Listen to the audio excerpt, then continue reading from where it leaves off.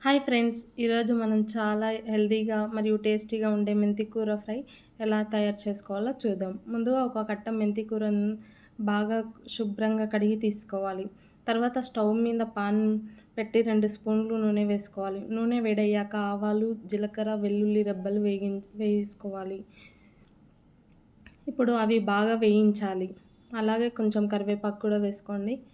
ఇప్పుడు ఒక ఉల్లిపాయను వేసి గోల్డెన్ కలర్‌లో వచ్చేంత వరకు వేయించాలి.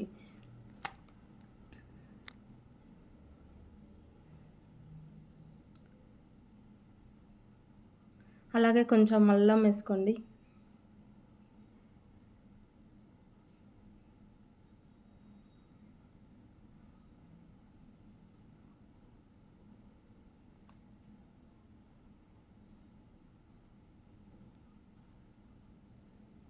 అల్లం ఒకసారి కలపండి. ఎందుకంటే అల్లం స్మెల్ పోయేంత వరకు వేయించుకోవాలి.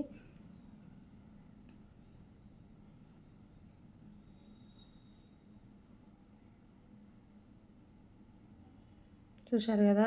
అన్నీ గోల్డెన్ కలర్‌లోకి వచ్చేసాయి ఆనియన్స్. ఇప్పుడు కడిగిన మెంతి కూరను కూడా వేసి బాగా కలుపుకోవాలి.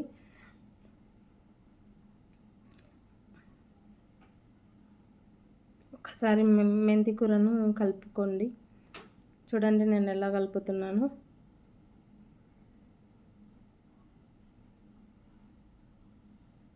ఒక మీడియం ఫ్లేమ్‌లో పెట్టి మూత పెట్టి ఒక 5 మినిట్స్ వదిలేయండి. చూడండి వాటర్ అనేవి రిలీజ్ అయ్యాయి. ఇప్పుడు ఒకసారి కలుపుకొని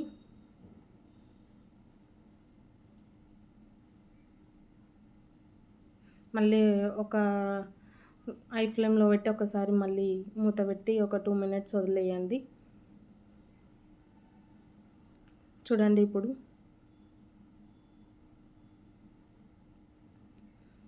కొంచెం పసుపు వేసుకోవాలి.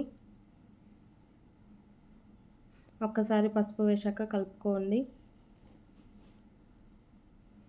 అలాగే ఒక 1 టేబుల్ స్పూన్ కారం వేసుకోండి.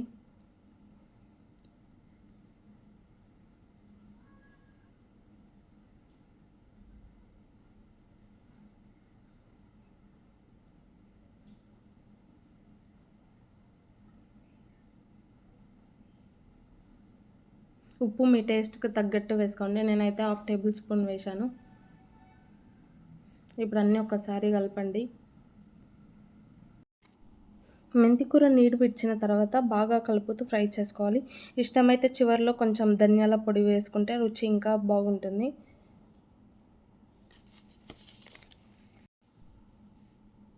ఒక్కసారి కలుపుకోండి.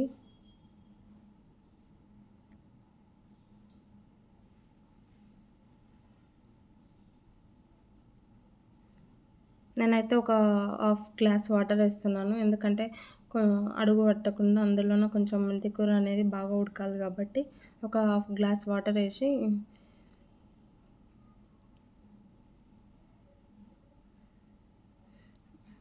మీడియం ఫ్లేమ్‌లో పెట్టి ఒక 5 మినిట్స్ మూత పెట్టి వదిలేశాను.